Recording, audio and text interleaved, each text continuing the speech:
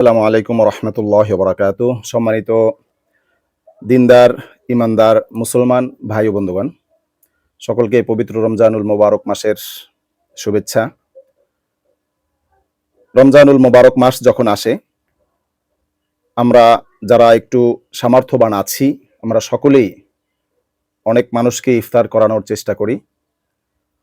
আজকে আমরা একটি গুরুত্বপূর্ণ বিষয় নিয়ে আলোচনা করব, সেটি হচ্ছে কোনো অমুসলিম, হিন্দু, খ্রিস্টান, বৌদ্ধ এরকম কোনো ব্যক্তি যদি কোনো মুসলিম রোজাদারকে কোনো খাবার দিয়ে থাকে অথবা ইফতার হাদিয়া হিসাবে দিয়ে থাকে, সেই অমুসলিমের দানকৃত খাবার দিয়ে অথবা ইফতার দিয়ে ইফতার করা জায়েজ হবে কিনা। আমাদের দেশে অনেক এমপি আছেন যারা অমুসলিম, হিন্দু, তারাও আমাদেরকে গিফট করে থাকেন, অথবা অনেক দোকানের কর্মচারী আছেন যেই কর্মচারীর মালিক হিন্দু।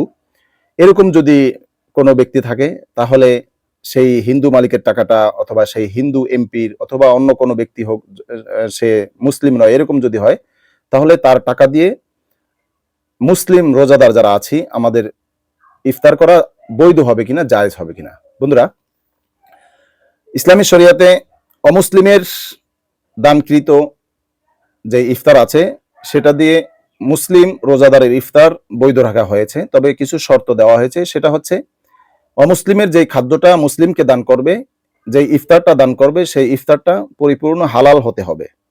এটা হচ্ছে 1 নাম্বার।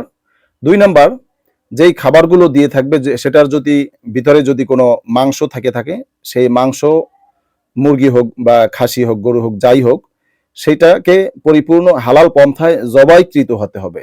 এরকম কিছু শর্ত শারায়েত আছে। অর্থাৎ হিন্দু ব্যক্তিও যদি কোনো মুসলিমকে হালাল খাবার প্রদান করে, অর্থাৎ মাছ, গোছ এগুলো যদি হালাল পন্থায় জবাই করা হয়, এবং ইফতারের যে সামগ্রীগুলো আমাদের দেশে প্রচলিত আছে, ফল ফ্রুট যেগুলো আছে, এগুলো যদি হালাল পন্থায় হয় এবং হারামের কোনো সম্ভাবনা না থাকে, তাহলে সেই অমুসলিমের দানকৃত ইফতারের মাধ্যমে মুসলিম রোজাদার ইফতার করতে পারবে, তাতে তার রোজার কোনো সমস্যা হবে না।